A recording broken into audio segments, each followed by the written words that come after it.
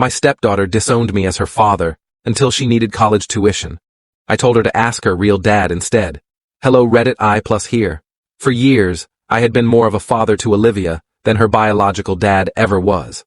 I met her mother, Sarah, when Olivia was just 6 years old. Her dad, Mike, had been in and out of her life, mostly out. I was the one who attended parent-teacher conferences, helped her with school projects, and sat through countless dance recitals. I thought we had a decent relationship, even if it was never perfect. Then came the teenage years. At 16, Olivia changed. Suddenly, I was the enemy. Anything I said was met with an eye roll or a sarcastic remark. One day, we got into a heated argument over a simple house rule, no phone at the dinner table. It escalated quickly, and she screamed at me, "You're not my real dad, and you can't tell me what to do. You're nothing to me, you're nobody." I won't lie. It stung, but I swallowed my pride and let it go. I told myself she was just a teenager lashing out. Sarah tried to mediate, saying Olivia didn't mean it, but the words stuck with me. Fast forward to her senior year of high school. College applications rolled in, and Olivia was accepted into her dream school. That's when she and Sarah sat me down to talk about tuition. "Your dad and I were hoping you could cover at least half," Sarah said hesitantly. I raised an eyebrow. "Half?" Sarah nodded. "We can manage some, but it's expensive, and Olivia really wants this." I leaned back in my chair, crossed my arms, and looked Olivia in the eye. "I think you should talk to your real dad about that." The silence was deafening. Sarah's face went pale, and Olivia looked like I had slapped her. "What?" she whispered. "You made it very clear, Olivia. I'm not your dad. I'm nobody. So, this nobody won't be paying for your college." Tears welled up in her eyes. "But you helped raise me. That was different. I was mad. You can't seriously be holding that against me." I shrugged. "I helped raise you, yes.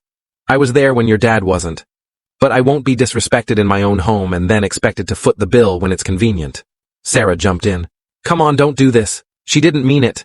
Then maybe she should have thought about that before she said it. Actions have consequences. Olivia stormed off, slamming her bedroom door. Sarah and I fought about it for hours, but I stood firm. If I was nobody to Olivia, then nobody wasn't going to pay for her college. Weeks passed. Olivia reached out to Mike, her real dad. He dodged her calls at first, then finally responded to tell her he couldn't afford to help. Reality hit her like a freight train. One evening, she knocked on my door, eyes red from crying. "Can we talk?" I nodded. She sat across from me, wringing her hands. "I'm sorry for what I said. I didn't mean it. You've always been there for me, and I took that for granted." I sighed. "Olivia, I love you. I always have. But words matter. You don't get to treat people like they're disposable." She nodded. "I know, I don't want to lose you. Not over this." I studied her for a long moment. Then I slid a folder across the table. "This is a payment plan I worked out. I'll help. But you're going to contribute too. You need to take responsibility." Tears spilled down her cheeks as she nodded. "Thank you. It wasn't perfect, but it was a step forward.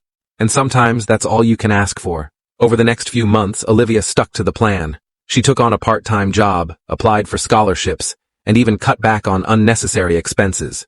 It was a transformation I hadn't expected, and I couldn't deny that I was proud of her. One evening, as we sat in the living room, she hesitated before speaking. "I got a call from Dad," she said carefully. "He wants to take me out to dinner before I leave for college." I could hear the uncertainty in her voice. I simply nodded. "That's good, right?" She sighed, playing with the hem of her sweater. "I guess. But it feels weird. He didn't help at all with tuition, barely even responded to my messages, and now he suddenly wants to spend time with me?" She frowned. "It's like he only wants to be around for the fun parts." I stayed quiet, letting her process her thoughts. She looked up at me. "That's what I did to you, isn't it?" I met her gaze. "I think you're realizing that relationships aren't just about who's there when it's easy. They're about who stays when it's hard." She swallowed hard, nodding.